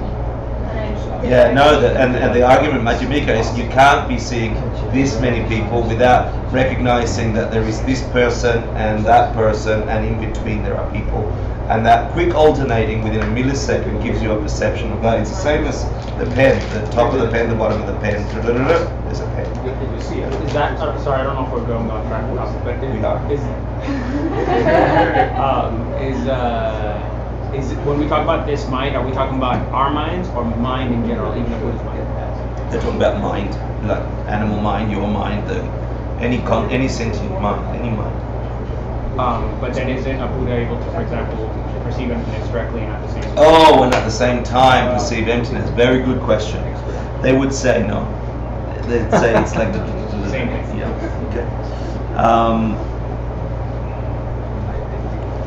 So that's and then there's another division of mind, which is Shenrik, which is mental things that are aware of something other than itself. So in this text, they divide mental things as the self-awareness, yeah, which Madhyamika say not simultaneously, you're silly, yeah, and Shenrik, which is divided into two things. All the other things that the mind can be aware of. And that is described as the main mind and the mental functions. And if you divide the mental functions into the 51, the Abhidharmas to 56, and there's others, this is a rough division, really worth looking into, because it's the entry point to Buddhist psychology. And it challenges a different framework for looking at how mind engages with reality. Yeah. So obviously you got some root mental afflictions, secondary afflictions, etc., etc. But that's not the point of here. One division is from the logic school that Prasangika don't agree, is that Rangrik and Shenrik. We're good there? Didn't want to forget telling you anything else. I think I told you that. Let's look at another division of mental things. Why are we talking about mental things? Say that again. see how the mind works. Great. Okay, so we're like breaking down object subject in this discussion. Valid perception. An object is apprehended by a valid perception, which is implied a mind. Yeah. So let's go and look at what minds are like. Yeah. So one way to look at the mind is in the logic school, saying, oh, my mind can be divided into two things: the self-awareness. I am seeing blue and I see blue. Yeah. And then all the blueness that I see and all the other external factor. Yeah. Which is saying, no, that's silly, Majjhimika says. Yeah, they refute that. And then there is another division, which is, check this one out, Zema, a fresh, unerring perception. Yeah. What do they say fresh here? Do you know? Do you remember? Oh. Come on, we taught it before. In the That's not a memory. That's right, it's to exclude memory, so you have a fresh, unerring perception, meaning it's right now, it's the contact between me and my mind and the experience it's having, right? It does not include memory. But important to know, because we're in the logic school, that's where the Dura texts come from, right? Subtantrika. We're going to evolve into the Majjhimika Prasangika school, and you need to know the differences when you go and debate how to get people up to that view that the Majjhimika includes memory in valid perception. And this is key, really important. Why would we include valid memory in a valid perception? Is it duji? Is it memory? Because of mental images. Great, excellent, because of mental images, right? How does that help you see the ultimate nature of existence if it didn't include memory? Actually, let me give you the breakdown in the next slide. Yeah, and then we can answer that question.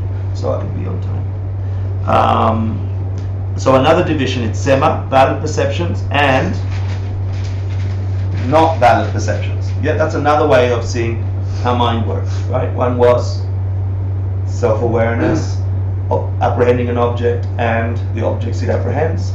Another way of looking at the mind is the valid perception and invalid perception. Yeah, the mind can be divided. It would be looked at that way. Is that fair? Yeah. So a non-valid perception is if you're inebriated, drugged up. Like if the way I think of it is a dog is having a valid perception of a dog world. But if it doesn't work in a functioning way in a dog world because someone gave it too much alcohol, which I used to do to my puppy when I was a kid, and it was very bad, but it was funny to watch them run around in circles. Those perceptions that that doggy was having was not valid for itself as a dog. Yeah. Another thing that is described in the lists of non-valid perceptions is this. If you're on the train, for example, have you ever been on the train and the two trains are going at the same time, and you think you're moving, or you're still, and that you're moving and they're not? That's, you know, that's not a valid perception. Yeah. Or a very strong mental affliction, a deep anger, or something that colors your mind so much you're unable to apprehend validly what your world is. So let me give you two kinds of valid perception since we're talking about that. Yeah. And then I think that we're close to it. We're close to the end. Goodbye, Walter. Lovely to see you.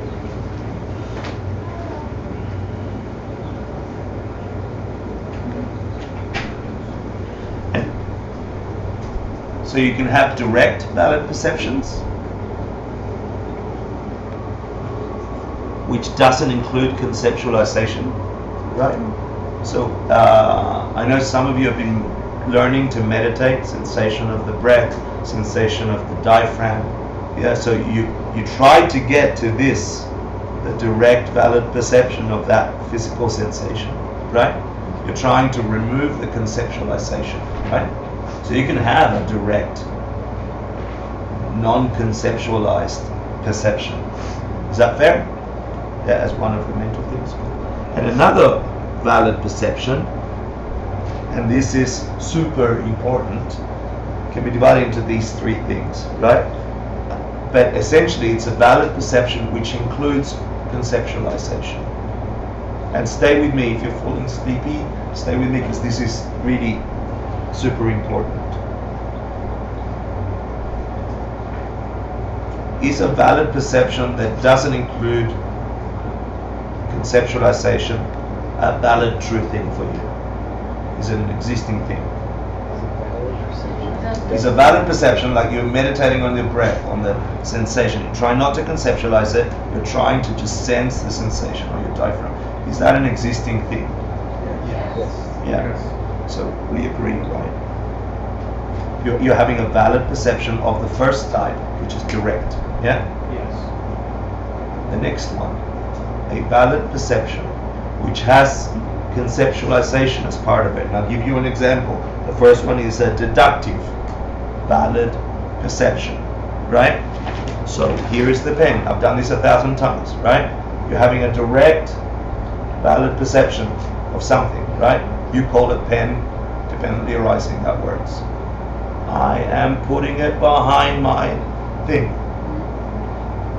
Assuming that it's solid, like you experienced that it was, and forgetting that I've got a cushion behind me and it's just a wooden floor, and you didn't hear the clunk. Am I still holding it or not holding it? Still holding it. So based on your conceptualization, yeah, you've deduced that I'm still holding it, right? And you're correct. Is that an existing thing? Yes. It is an existing.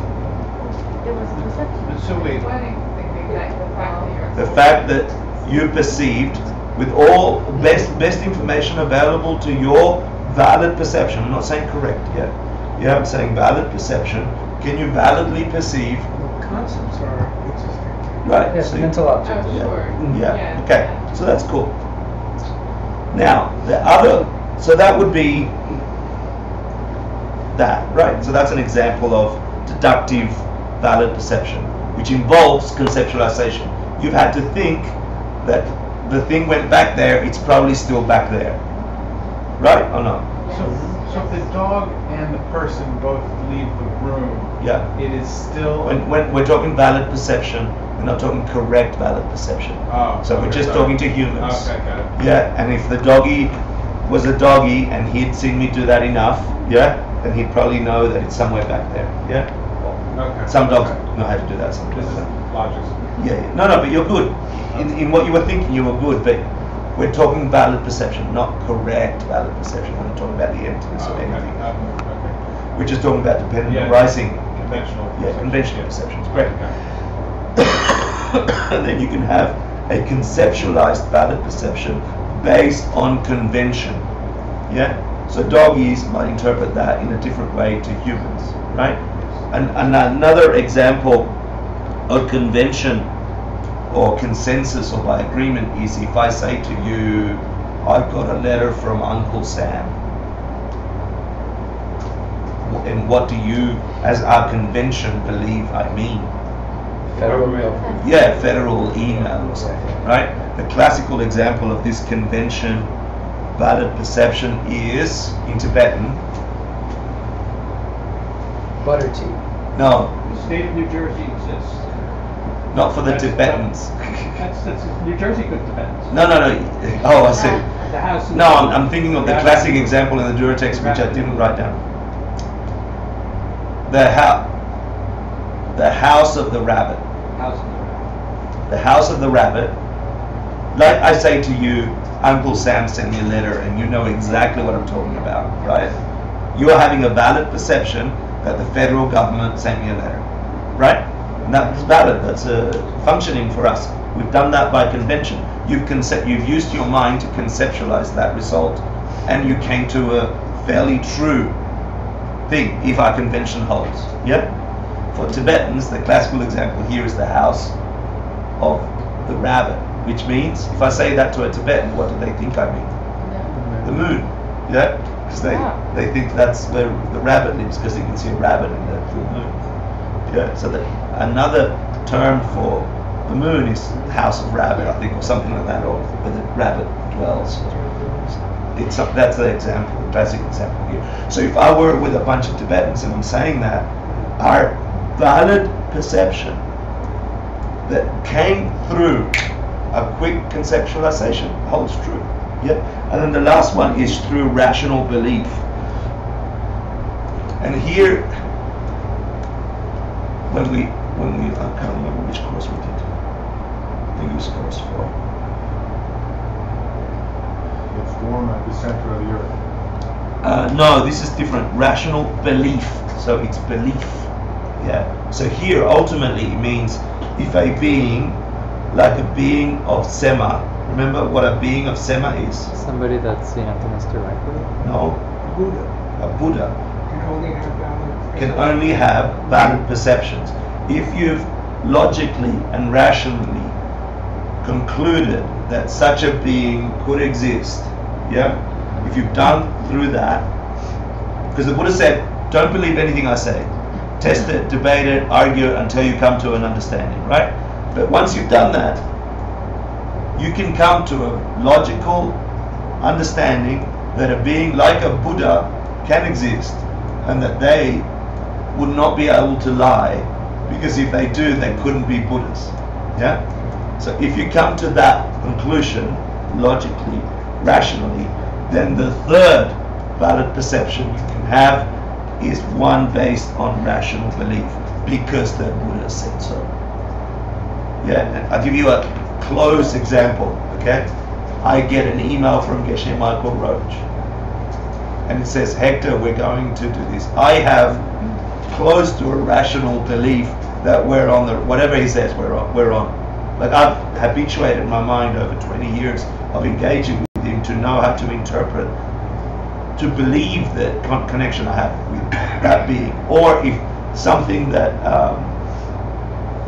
better still, if he quoted something from Tsongkhapa, right, from Je Tsongkhapa, I would have one of these rational belief, valid perceptions that if it's Tsongkhapa, we're on. Like, it is the way. And how do I know that? 20 years of going to Dalai Lama's lectures and other Buddhist lectures and hearing all this stuff Geshe Michael translating from Je Tsongkhapa appear in beautiful connection to my reality.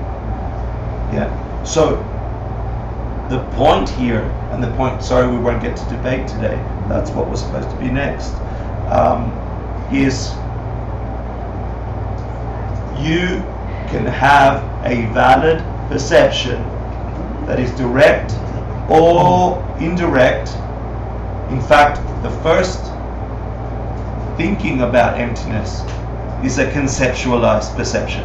You can get to a direct perception ultimately, but you can only get there through the conceptualized perception. So they are valid, they are true, they function for you, and you have to use them. And that's a big difference between the Madhyamika school and the other schools, and that's important for our understanding of the ultimate nature of existence. So the rational belief is what's unique to... The rational belief, I put the rational is important there, because at some point you will have, if you've planted the karmas, if you understand that, let's go to the punchline. We've talked a lot of words about mental this and mental that and objects and subject, but here's the punchline. If you've understood the connection between an object appearing to your consciousness and how your consciousness imputes upon that a reality that has nothing to do with that, because that is empty of having the nature you've experienced, then you begin the practices of looking at how the hell have you created that unwilling, vomitous projection of your entire existence. Because some things suck and some things are magnificent. Then you begin tweaking the causation of those mental images, your karma. You get to engineer karma, and you play with it, and you fail some, and you blow up things, and before you die, you get to get some truth about it. If you're lucky, you get some real truth about it. If you're really, really lucky, an angel appears. And it's like that thing I described at the beginning of the class. There's this being that is out of focus and banging on the thick glass. And I know through a few milliseconds of divine connection that that being can only really come from my mind. That being can only come from my virtue. That being can only be projected upon whatever the hell that is. and experienced in the way I just experienced it, that one time, that 2 times, that 3 times, as perfect, and then back out of focus and blurry and shitty and the rest. Yeah, that whole thing is just my mind. And so you begin tweaking and tweaking and tweaking until you can project a rational belief of a being, project a conceptualized valid perception, project a valid direct perception of the ultimate through teachers and divine beings like you who are sitting and going, oh my God, and I'm looking at you and I'm thinking, Buddha, Buddha, Buddha, Buddha, Buddha, Buddha, Buddha, with a crust of humanness. Break the crust. So that's a crux, that's why we're doing this. All the mechanics is really to drive into your mind the freedom that's available to you right now, not tomorrow. Let's dedicate and not debate. Okay. Stephen.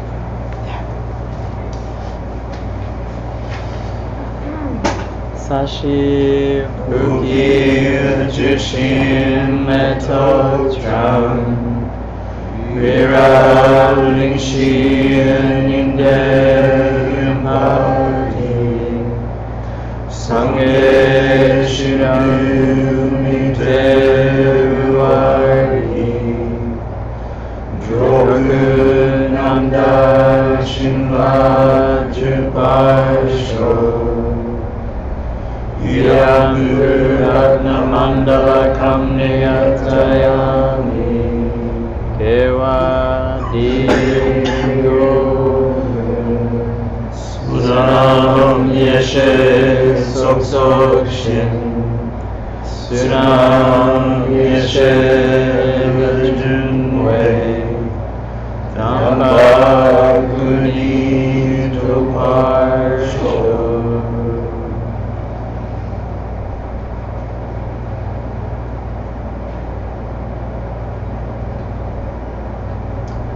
Thank you for taking the class and the time. Thank you so much.